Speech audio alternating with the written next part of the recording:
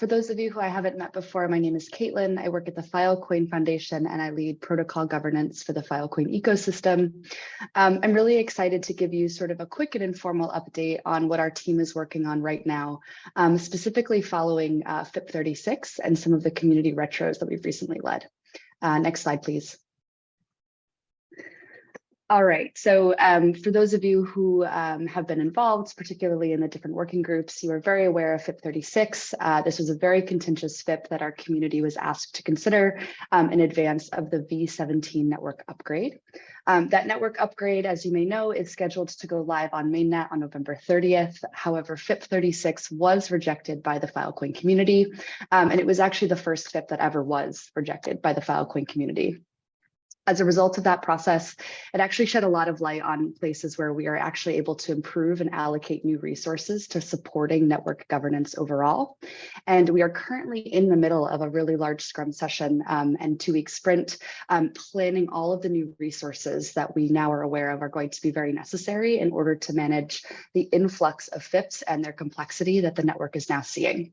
So as a very brief recap, over the past couple of weeks and months, traveled in person to a lot of different events to talk specifically with storage providers to get their feedback on this process, on the FIP itself, and to probe sort of materials and products that may support them as they lend their expertise and communicate needs around network governance issues. We've held sessions and panels in Singapore, at the recent ESPA cohort in Las Vegas, and also at Phil Lisbon. We fielded an async and anonymous community survey, which I want to thank many of you for participating in. And most recently in Lisbon, we also held an in-person retro and feedback service for internal network stewards to make sure that everyone is on the same page in terms of understanding community member needs around FIPs, and also planning better ways to communicate and prepare for really big changes that network is going to be expected to shoulder now and in the future. Next slide, please. So as mentioned, we are really heads down right now trying to take all of those insights and learnings and translate them into products. Like I said, just an informal update for now before you begin to hear a lot about these things in the coming weeks and months. But as some of you may know, we are currently working on a public case study that will share all of sort of the timelines and experiences we've gathered, as well as lessons learned related to FIP0036. We are also going to be creating a Filecoin roadmap for governance specifically, as well as a knowledge base for better knowledge and resource management. Both of these things are going to take a long time to perfect, but we hope to have beta versions available for the community in January, and hope for storage providers in particular to be able to provide feedback about how we're sharing information and how useful it is for them.